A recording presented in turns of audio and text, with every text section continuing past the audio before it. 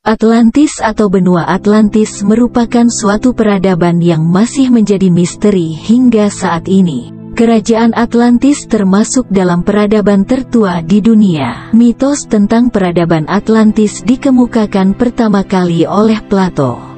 Plato adalah filosof kelahiran Yunani yang hidup pada tahun 427 sampai 347 sebelum Masehi. Merupakan seorang murid dari Sokrates dan seorang filosof yang mendirikan Akademi Ilmu Filsuf di kota Athena pada tahun 387 sebelum Masehi. Murid yang terkenal dari akademi tersebut adalah Aristoteles, yang ajaran filsafatnya memiliki pengaruh yang luar biasa terhadap seluruh dunia hingga kini. Akademi ini juga menyelamatkan karya-karya Plato yang berupa karya tulis dan dialog. Salah satu karya yang terkenal adalah Republik. Karya tulisnya tidak hanya tentang politik. Dari banyak karyanya yang dibuat, dua di antaranya yaitu Timaeus dan Critias yang memuat satu-satunya referensi asli tentang Pulau Atlantis. Dalam Timaeus dan Critias menyebutkan, Poseidon mengukir gunung tempat kekasihnya tinggal menjadi istana dan menutupnya dengan 3 parit bundar yang lebarnya meningkat, bervariasi dari 1 sampai 3 stadia dan terpisah oleh cincin tanah yang besarnya sebanding. Bangsa Atlantis lalu membangun jembatan ke arah utara dari pegunungan, membuat rute menuju sisa pulau. Mereka menggali kanal besar ke laut, dan di samping jembatan, dibuat gua menuju cincin batu sehingga kapal dapat lewat dan masuk ke kota di sekitar pegunungan. Mereka membuat dermaga dari tembok batu, sehingga kapal dapat lewat dan masuk ke kota di sekitar pegunungan.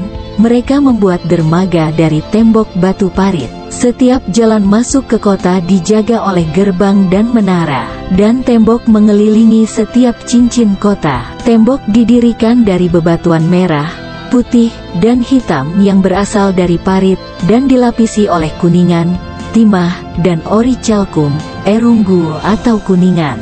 Lokasi kerajaan Atlantis juga masih menjadi misteri, karena belum ada yang bisa membuktikan lokasi tepatnya. Plato menyebutkan bahwa kerajaan Atlantis terbentang dari tambang tembaga di Michigan, sebelah atas Amerika Utara dan pantai Meksiko serta Kolombia sampai pada Iberia dan Italia.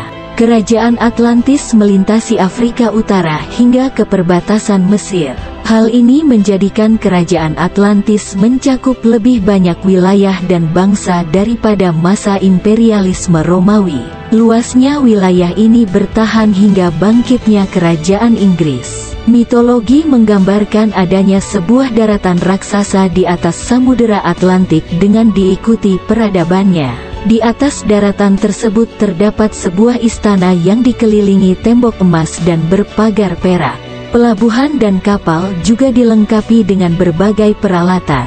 Di dalamnya juga terdapat benda yang bisa membawa manusia untuk terbang. Tanah Atlantis juga banyak menghasilkan emas dan perak yang melimpah. Di puncak kejayaannya, Atlantis memiliki angkatan bersenjata yang sangat kuat untuk melindungi kerajaan yang memiliki cakupan wilayah yang luas. Atlantis memiliki sekitar 79.600 prajurit bersenjata, termasuk 7.200 hoplites prajurit infanteri bersenjata berat. Pasukan lain yang juga dimiliki adalah pemanah dan pengumban, yang didukung oleh tambahan 33.600 orang pengumban serta pelempar lembing. Untuk transportasi, Atlantis didukung 10.000 kereta tempur. Kereta ini cukup istimewa karena masing-masing kereta dikemudikan oleh seorang pejuang yang membawa perisai ringan. Kekuatan Atlantis terletak pada kelautannya yang pada saat itu merupakan kelautan yang paling kuat di dunia purbakala. Hal ini dibuktikan dengan banyaknya personil angkatan laut yang dimiliki, yaitu berjumlah 14.400 orang marinir, pelaut, pembuat dan tukang reparasi kapal, serta kuli bongkar muat kapal yang melayani 1.200 kapal. Sejarah kerajaan Atlantis menunjukkan pada puncak kejayaannya memiliki jumlah penduduk sekitar 1.034.800 jiwa. Angka ini diambil dari asumsi bahwa di Atlantis terdiri dari 5 jenis pekerjaan, yaitu prajurit atau pasukan militer, petani, pelaut, pengrajin, dan pedagang yang masing-masing memiliki 3 wanita, 3 anak, dan 2 orang yang lebih tua untuk setiap pejuang. Namun perhitungan ini belum termasuk penduduk kerajaan-kerajaan yang menjadi sekutunya, atau koloni yang berada di bawah kekuasaan Atlantis. Sistem pemerintahan kerajaan Atlantis bersifat otoriter namun bukan totaliter. Kerajaan Atlantis dipimpin oleh 10 raja yang keseluruhannya merupakan keturunan langsung dari Dewa Laut, atau sering disebut dengan Poseidon, yang juga berperan sebagai pendiri peradaban Atlantis. 10 raja ini menjalankan komando penuh atas kota-kota dan wilayah-wilayah kerajaan Atlantis. Penggunaan kekuasaan diterapkan secara ketat di dalam hukum Poseidon. Dalam hukum Poseidon, masing-masing raja dituntut untuk menundukkan dirinya kepada penilaian penguasa-penguasa lain atas keluhan apapun yang diajukan terhadapnya. Pada hukum Poseidon juga mengekang para raja untuk berperang satu sama lain, melainkan para raja harus menjunjung tinggi persatuan apabila diantaranya diserang oleh pihak lain. Kepala rumah pada kerajaan Atlantis berfungsi sebagai kaisar. Kaisar memiliki hak istimewa, di mana setiap keputusannya bersifat final.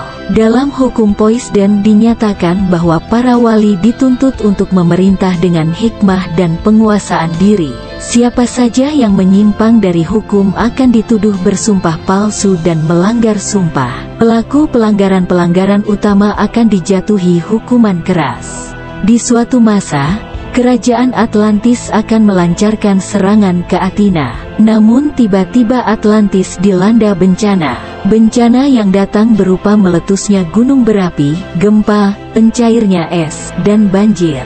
Bencana ini mengakibatkan sebagian permukaan bumi tenggelam. Hal ini yang menjadikan pula Atlantis hilang dan tenggelam ke dasar laut dalam sekejap. Sampai dengan saat ini, kebenaran peradaban Atlantis masih dipertanyakan. Berbagai penelitian telah dilakukan untuk membuktikan hal ini. Salah satu penelitian yang cukup menghebohkan adalah penelitian yang dilakukan oleh Arcio Santos. Arcio Santos merupakan ilmuwan yang berasal dari Brazil. Penelitiannya telah dilakukan selama 30 tahun.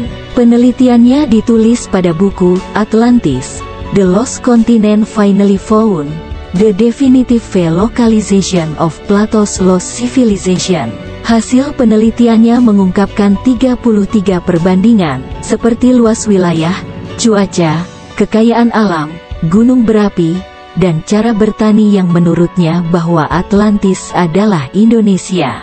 Selain itu, Santos juga mengungkapkan bahwa sistem terasering yang digunakan dalam sistem pertanian di Indonesia adalah bentuk yang diadopsi oleh Candi Borobudur di Indonesia, piramida di Mesir, dan bangunan kuno Aztec di Meksiko. Untuk lokasi Atlantis, Santos meyakini bahwa Atlantis merupakan benua yang membentang dari bagian selatan India, Sri Lanka, Sumatera, Jawa, Kalimantan. Hal yang cukup mendukung pernyataan bahwa Atlantis adalah Indonesia, yaitu di wilayah Indonesia terdapat puluhan gunung berapi yang aktif dan dikelilingi oleh samudera, yaitu Samudera Hindia dan Samudera Pasifik. Kenyataan ini sesuai dengan yang digambarkan oleh Plato, bahwa Atlantis merupakan benua yang hilang akibat letusan gunung berapi yang secara bersamaan meletus. Meletusnya banyak gunung api yang sebagian besar terletak di wilayah Indonesia, menjadikan Atlantis tenggelam dan dikelilingi air dari es yang mencair. Karena pada zaman dahulu, sebagian besar dunia masih tertutupi oleh lapisan-lapisan es.